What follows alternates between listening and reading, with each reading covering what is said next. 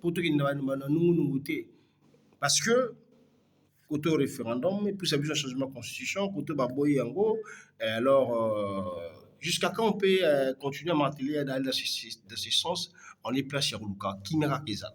C'est que nous voulons l'opposition, nous voulons la paix.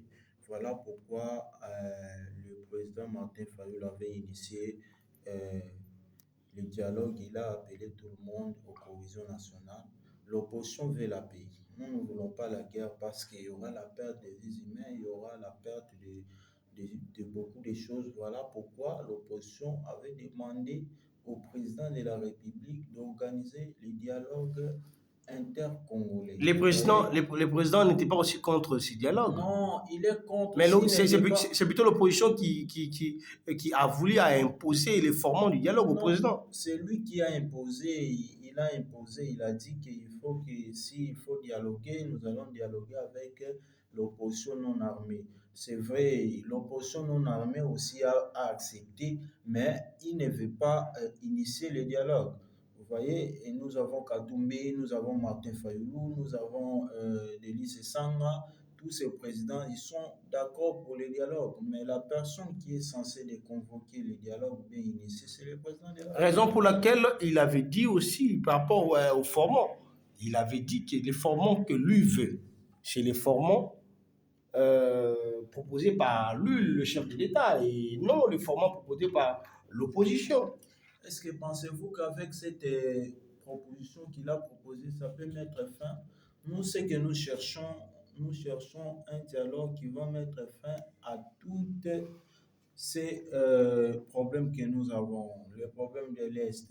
Si aujourd'hui on pourrait dialoguer avec l'opposition non armée, et si l'opposition avec les armes refuse que votre dialogue là, nous ne sommes pas concernés parce qu'on n'était pas interpellés, nous, on n'avait pas participé. Vous voyez, c'est un problème. C'est un problème. Voilà pourquoi on a toujours dit que le dialogue doit être inclusif, que tous les Congolais participent, qu'on puisse écouter aussi les gens qui ont des armes. Ils veulent quoi? Ils refusent de dialoguer avec les gens alors qu'ils partent négocier à Doha, partout. Ils négocient toujours avec les mêmes rebelles qu'ils refusent de dialoguer avec eux. Vous ne voyez pas que c'est une manière de dire qu'on ne veut pas que ce soit un acte continu. Ici, aujourd'hui, on nous dialogue avec ceux qui ont touché des armes, comme on a fait avec le RCD Goma, MLC à l'époque, qui consort avec Kabila. Et si ce qu'il le fait, celui qui viendra après lui peut aussi rencontrer ce genre de défis à qui les gens qui vont toucher les armes, vous allez faire dans le fond que va bien tout seul. Le problème est qu'il faut d'abord faire le dialogue.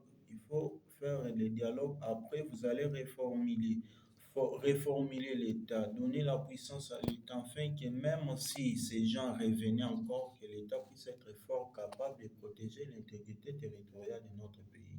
Vous voyez un peu, actuellement, ça fait déjà une année et demie, je peux dire, depuis que Goma est occupé, mais nous cherchons qu'est-ce qu'on peut faire pour récupérer, comment on fait que notre pays soit entièrement complet. Vous voyez, c'est comme l'histoire des corbeaux et des renards. Nous devons être sérieux et les appeler, venir ensemble autour d'une table, écouter ce qu'ils veulent. Après, nous allons voir qu'est-ce qu'on peut faire pour que ce genre de choses ne reviennent plus. Voilà un peu notre position. Alors, cette position est une position